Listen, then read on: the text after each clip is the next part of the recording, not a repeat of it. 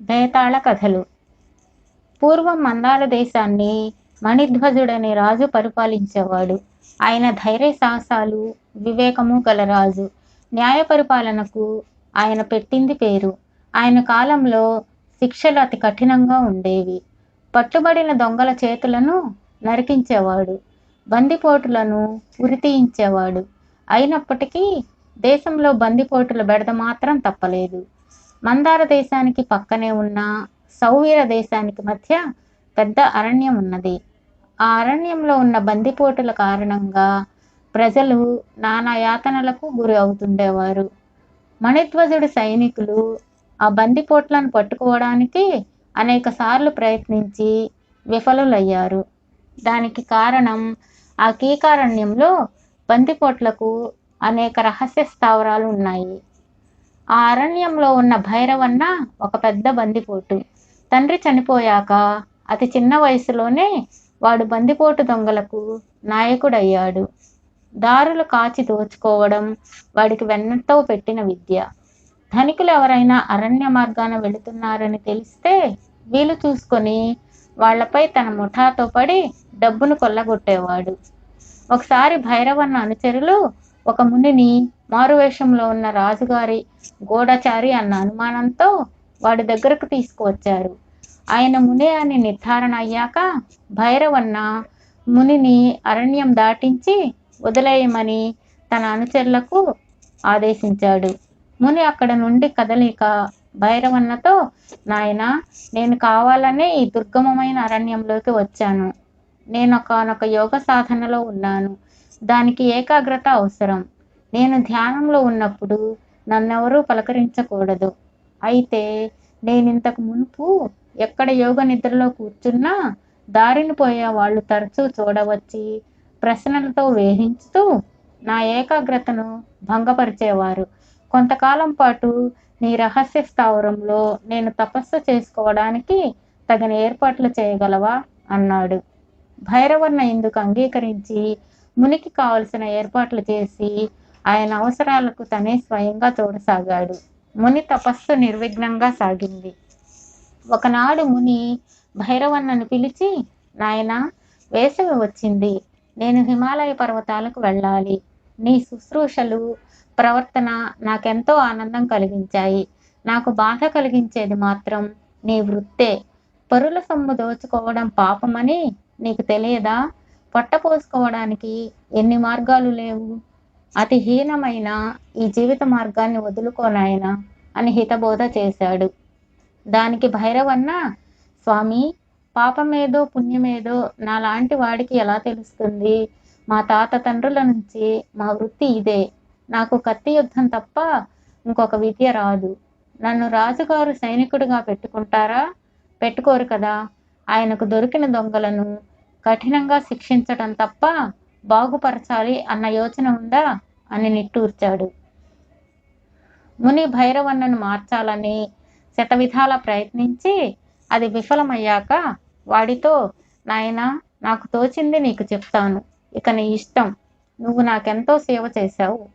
నీకు ఒక ప్రత్యుపకారం చేయదలిచాను. నాకు తెలిసిన మంత్రం ఒకటి నీకు ఉపదేశిస్తాను. దానిని జపించిన వెంటనే నువ్వు శిశువుగా మారిపోతావు. నీ జీవితాన్ని మళ్ళీ పుట్టుక నుంచి మొదలు పెడతావు. అయితే తిరిగి భైరవన్నగా మాత్రం మారలేవు. ఇది గుర్తుంచుకొని అవసరం వచ్చినప్పుడు మంత్రాన్ని జపించు అని ముని భైరవన్నకు మంత్రాన్ని ఉపదేశించాడు. ఇలా ఉండగా ఒకసారి సౌవీర దేశానికి ధన సహాయం కావలసి వచ్చినప్పుడు మందార దేశపు రాజు మణిధ్వజుడు ధనాన్ని మెరికల్లాంటి సైనికులతో తన దళపతిని తోడిచ్చి పంపాడు. అయితే ఆ ధనం సౌవీర దేశం చేరలేదు. దళపతి సైనికులు ఏమైంది తెలియలేదు. ఇది అరణ్యంలోని బందిపోటుల పనే అని మణిధ్వజుడు నమ్మాడు. ఆయన పెద్ద ఎత్తున సైన్యాన్ని సమీకరించి దానికి తనే నాయకత్వం వహించి అరణ్యంలోని బందిపోట్ల స్థావరాలను చుట్టుముట్టాడు. భైరవన్న దొరికిపోయాడు. వాడికి రాజు విచారణ జరిపినప్పుడు దళపతితో పంపిన ధనం విషయం తమకు తెలియదన్నాడు. కానీ తను బందిపోటును కాదని మాత్రం అనలేదు.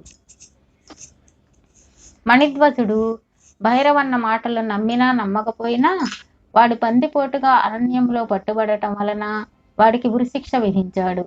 శిక్ష ఒక వారం రోజుల్లో అమలు జరగవలసి ఉన్నది. ఈలోగా వాణ్ణి కారాగారంలో ఉంచారు. భైరవన్న తన దుస్థితికి కుమిలిపోసాగాడు. ఆ సమయంలో వాడికి ముని ఉపదేశించిన మంత్రం జ్ఞాపకం వచ్చింది.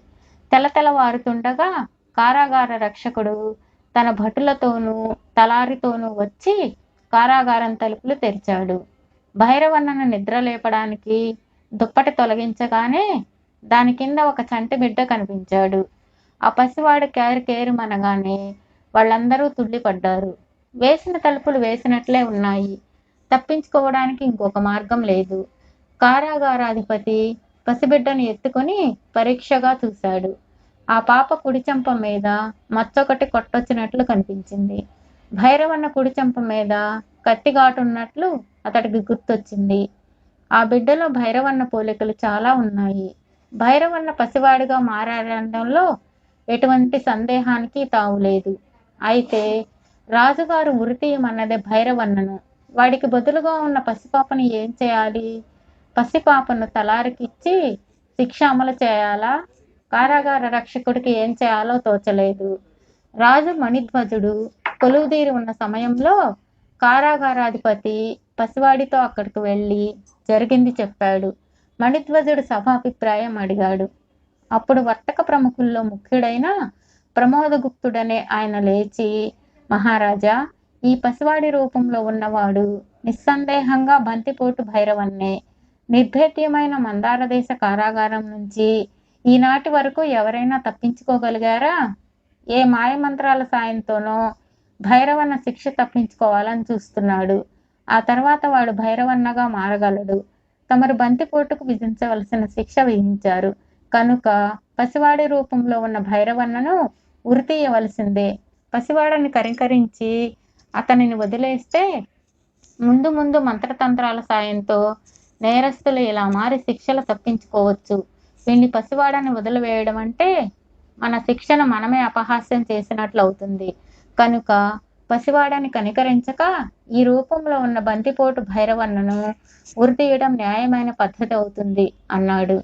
మణిధ్వజుడు కొద్దిసేపు ఆలోచించి పసివాడు శిక్షార్హుడు కాదని చెప్పడమే గాక వాడు తన అంతఃపురంలో పెరుగుతాడని సభకు తెలియజేశాడు.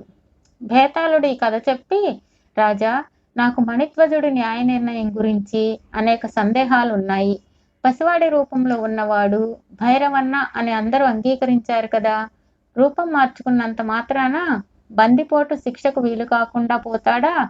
పైగా పసివాడిని అంతఃపురంలోకి తీసుకుపోవడం అంటే ఒక బందిపోటుకు రాజమర్యాదలు జరిపించినట్లే కదా. పసివాడన్న జాలి రాజును శిక్షను మరిచిపోయేట్లు చేసిందా? ఈ సందేహాలకు సమాధానం తెలిసి కూడా చెప్పకపోయావో నీ తల పగిలిపోతుంది అన్నాడు. దానికి విక్రమార్కుడు, మణిధ్వజుడి న్యాయ నిర్ణయం సరైనదే. శిశువు రూపంలో ఉన్న భైరవన్న నిరపరాధి. రాజు తన దళపతి ద్వారా పంపిన ధనాన్ని తాను దోచలేదని భైరవన్న చెప్పాడు. వాడి రహస్య స్థావరంలో ఆ ధనం దొరకలేదు కాబట్టి భైరవన్న అబద్ధం ఆడడం లేదని రాజు గ్రహించి ఉండాలి. అందువల్ల ఆ విషయంలో వాడు శిక్షకు అర్హుడు కాదు. భైరవన్న పసివాడిగా మారిన క్షణంలోనే తన పాప జీవితానికి స్వస్తి చెప్పాడు. ముని భైరవన్నకు మంత్రం ఉపదేశించడంలోని ప్రధాన ఉద్దేశం వాడిని సన్మార్గం వైపు మళ్లించడమే. పసివాడిగా మారిన భైరవన్న కొత్త జన్మ ఎత్తినట్లే కదా. ఈ అన్ని కారణాల వల్ల రాజు నిర్ణయం న్యాయసమ్మతం అనే దాంట్లో సందేహానికి తావులేదు అన్నాడు.